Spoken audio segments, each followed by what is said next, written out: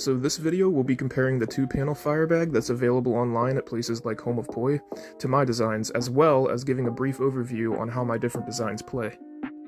I tried to be as unbiased as possible, and I made this graph to illustrate what I've discovered, scoring each bag in the various attributes.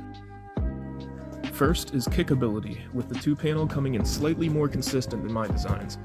But this was only apparent after a few burns to break it in. It is hard and stiff at first, and then becomes more soft and round. I am able to kick it the entire burn if I stay focused and try really hard.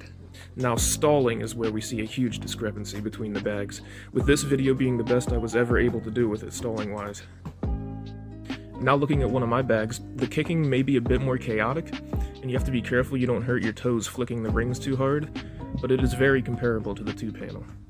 Now looking at toe delays with my design, any good player can basically do endless toe delays without much effort. Now dexability is just basically the bag size. I found I was able to do dexing tricks easier with the smaller Spitfire, while the Phoenix is spread out more and is more designed for clipper, OSIS, and spinning stuff. So here's some of my best clips just showing off the potential of what you can do with this bag. A lot of the stuff you're seeing right here is probably the first time it's ever been done with a fireball, because the 2-panel bag can't even be stalled well enough to do a dexing trick, nonetheless a torque. Now I'll talk about durability, which is the other aspect that my designs have the 2-panel totally beat.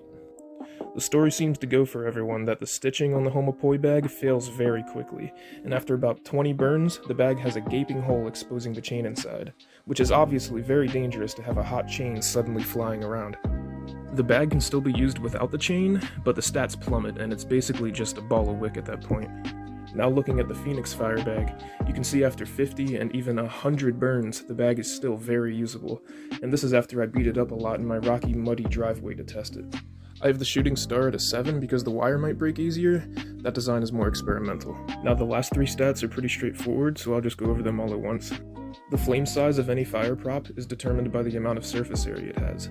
The flame is huge on my bags at first light, then they die down, so I recommend kicking them around a bit first. I think the Spitfire is perfect size, but if you want to get a longer, bigger flame, get the Phoenix. The burn time for the Phoenix is about 2.5 minutes to 3 minutes at first, and slowly gets shorter as you use it. The Home of Poi bag is about 2.5 minutes, and the Spitfire and Shooting Star come in at about 2 minutes.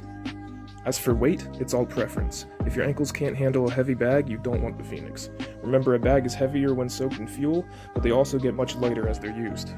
So that's about it for this video. These can be purchased by DMing me for now. If you have any questions, please reach out. I'm excited to see you guys do incredible things with these bags. Thanks everyone, and have fun kicking.